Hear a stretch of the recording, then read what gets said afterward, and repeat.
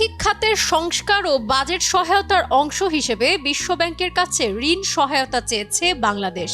এই ঋণ পেতে বিশ্বব্যাংক যে শর্ত দেবে তা যেন বাস্তবায়নযোগ্য হয় সেই দাবি জানিয়েছেন অন্তর্বর্তী সরকারের অর্থ ও বাণিজ্য উপদেষ্টা সালেউদ্দিন আহমেদ।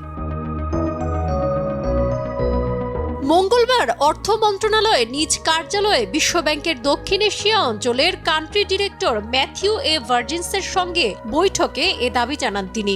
বৈঠক শেষে সাংবাদিকদের এ তথ্য জানান। সালেউদ্দিন আহমেদ জানান, আমরা বলেছি রিফর্মগুলোর জন্য আমাদের সহায়তা দরকার, আমাদের একটা বাজেট সাপোর্ট দরকার ইমিডিয়েটলি। ওয়ার্ল্ড ব্যাংক মাল্টিন্যাশনাল হিসেবে আমাদের সবথেকে বিগেস্ট ডোনার, কাজেই তাদের সহায়তা দরকার আমাদের লিকুইডিটির বিষয়ে কথা বলেছি, তারা সম্মত হয়েছে। আমি আবার কথা বলবো ওয়াশিংটন ডিসিতে, মোটামুটি ইতিবাচক, ওরা ওপেন মাইন্ড। আরও আলোচনা মেনলি হবে আমরা সংস্কার কিভাবে করব।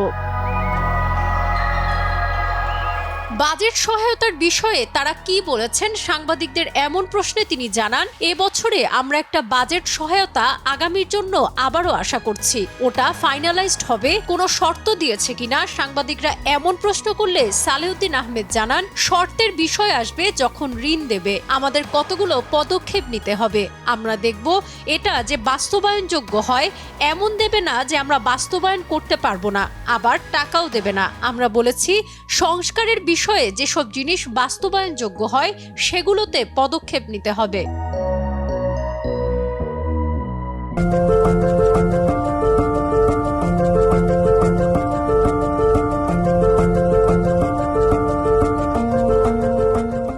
বাংলাদেশ ব্যাংকের একটি সূত্র জানিয়েছে, আর্থিক খাত সংস্কারে বাংলাদেশকে $100 কোটি ঋণ সহায়তা দেবে বিশ্বব্যাংক। এর মধ্যে পলিসি বেসড লোন হিসেবে $750 মিলিয়ন এবং ইনভেস্টমেন্ট লোন ও গ্যারান্টি ফ্যাসিলিটি হিসেবে $250 মিলিয়ন ঋণ সহায়তা দেয়া হবে। আগামী ডিসেম্বরের মধ্যে বিশ্বব্যাংকের বোর্ডে ঋণ অনুমোদন হওয়ার কথা রয়েছে। তবে ঋণ পেতে 3টি শর্ত পালন করতে হবে বাংলাদেশকে।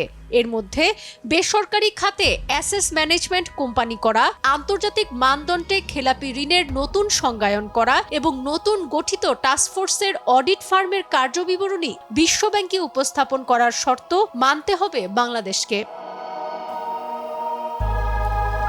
এ বিষয়ে সাংবাদিকদের পক্ষ থেকে অর্থ উপদেষ্টাকে প্রশ্ন করা হয়। বাংলাদেশ ব্যাংক বলেছে, বিশ্বব্যাংক আর্থিক খাতের সংস্কারে $1 বিলিয়ন ঋণ দেবে। এর উত্তরে সালেউদ্দিন আহমেদ জানান, বাংলাদেশ ব্যাংক যদি বলে থাকে আমি আর এর মধ্যে কিছু বলবো না।